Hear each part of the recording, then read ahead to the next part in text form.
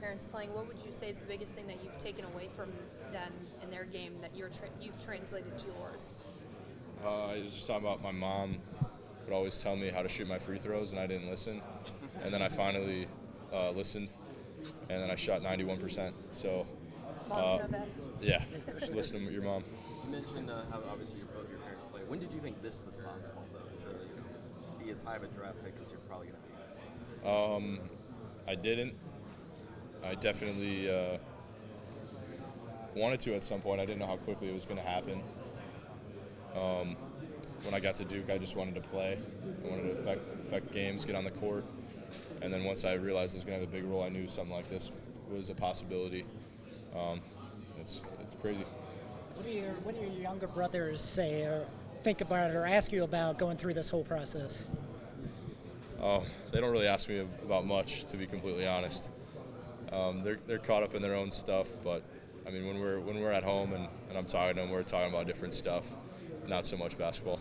There's a lot of Duke guys here in this process right now, and especially even in this room. Is there anything that you've learned from some of your Duke teammates this year that, coming into it, maybe you weren't as good at that you're going to take in this next process? I haven't really. I guess I really haven't had those conversations as much with these guys. Obviously, we've leaned on each other because it's new for a lot of us, or for three of us. Sion and Tyrese are a little more familiar with, obviously, just being older, familiar with this type of stuff. But yeah, I mean, we've just been leaning on each other, asking how we're doing, keeping in good touch, and doing it that way. How would you Playing describe with Tyrese? You never played in AAU ball or anything like that with him? No. How would you describe the games of Proctor and Match? Yeah, I mean, Kaman is just he's a big presence on the court on the defensive end, but also draws a lot of attention on the offensive end. He makes a lot of winning plays. He's a great screener, but obviously he's so athletic. He can run like the wind. Goes up and catches every ball. I think he's got some touch now too, though. He's starting to show that off a little bit. I think he can develop into a great shooter.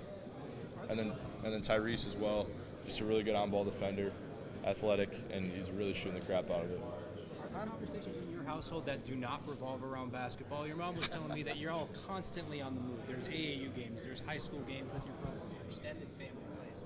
Obviously, your dad still plays a bit.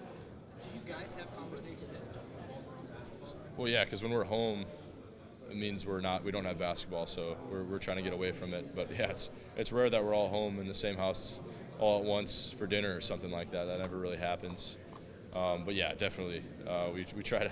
When we're all together, we try to keep it off basketball. How many of a time is that where everybody is in the house? Yeah, I mean, probably, I don't know, once every 2 weeks. Not very often.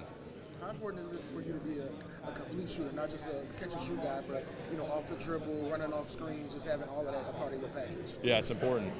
I know I shot really well off the move this year and off the catch. I'm really trying to improve this offseason on my off the dribble shooting. That's important. And then extending my range as well.